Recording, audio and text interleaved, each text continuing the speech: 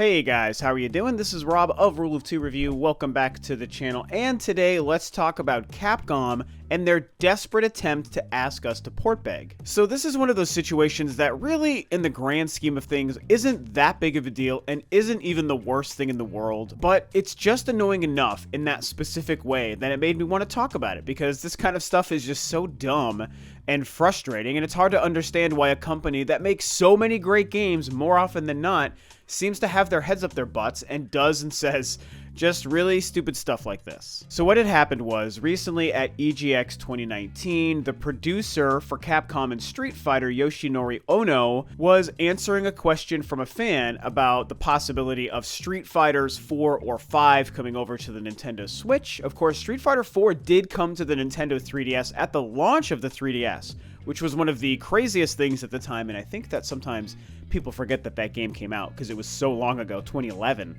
But it did exist, and it was actually pretty cool and pretty impressive. So someone else said, hey, now that the Switch is out, why not bring 4 or 5 to that console? And, you know, when you look at the fact that other Street Fighter games have come, and Ryu and Ken are in Smash Brothers, it made so much sense. And he essentially said, you gotta port beg to Nintendo. It was kind of frustrating. This is what he said. Can you go over to the Nintendo booth and maybe just like shout that at the VIPs in the backstage? Because they're the ones you really need to talk to, not me. Even our previous Nintendo title, Ultra Street Fighter 2, Nintendo came to us and said, we want to do something with Street Fighter 2 because it's been 25 years since it came out on a previous Nintendo console. So I think they're the ones you need to convince. So go and mob that booth. So, like I said, it's really not the worst thing in the world what we're dealing with here and what he said, but it just is frustrating in, like I said, in that specific kind of way that it's like, are we really still dealing with this? Like, wanting certain games and certain franchises to show up on the Nintendo Switch and be represented, is it that crazy of an ask? Is it that hard to do? And, you know, far be it from me to know the real truth behind the scenes, but I kind of struggle to believe that it's completely up to Nintendo if a franchise like Street Fighter, of all things, is going to come to that console. Just because maybe with Ultra Street Fighter 2 it worked out that way because Nintendo was trying to gather a bunch of games and companies on board for the launch of the darned console in 2017, I'm willing to bet that if you said, hey, we have a Street Fighter game that we want to bring to the Nintendo Switch, Nintendo's not going to say no. I just don't see a world why they would say no. I mean, Street Fighter has been on plenty of times before, like I said, including on the 3DS. And there's already been Ultra Street Fighter on the Nintendo Switch and the Street Fighter 30th Anniversary Collection on the Switch, so they're obviously not going to say no.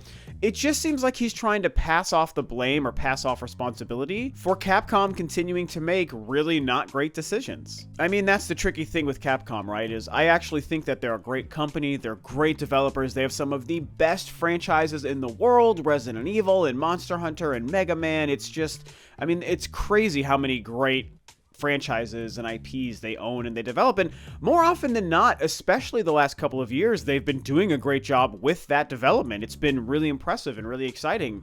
And they really haven't done a whole lot on the Switch. They released Mega Man 11. They did release those 2 old Street Fighter game collections, and they've released an old Monster Hunter game. And that's about it. And there's I mean, they did that streaming Resident Evil 7 thing, and that was kind of weird. Oh, okay, well, they did Resident Evil Revelations 1 and 2. So, you know, all decent stuff, but they're also all old games except for Mega Man 11. I'm pretty sure that's the only current modern generation game that they've released on the console.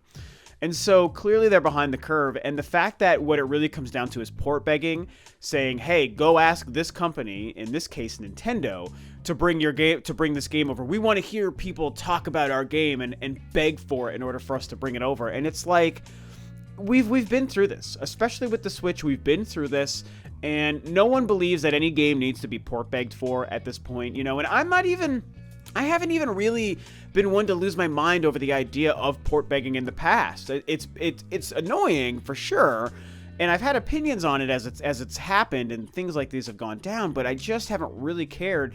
But at this point, you know, 2 months before 2020, with the Switch being so successful, and you don't even want to bring your other old Street Fighter games over to the console, it's like, I mean, it's just as much their loss as it is people's loss who want to play it, because Capcom would make so much money bringing Street Fighters 4 or 5, or even like a collection of 4 and 5 to the Switch.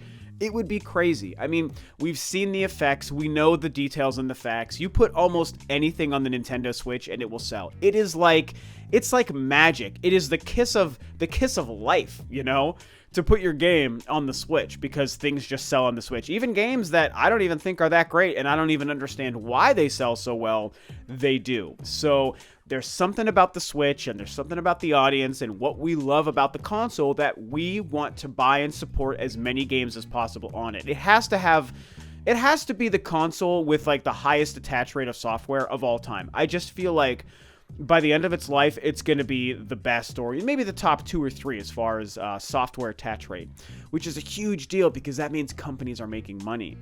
And so, you know, we've seen plenty of other companies jump on board without the need for port begging. I don't know why Capcom and Ono here feels like they need to tell people to their face, apparently, that, hey, go ask Nintendo and port beg for us to get our game on that console. That makes no sense.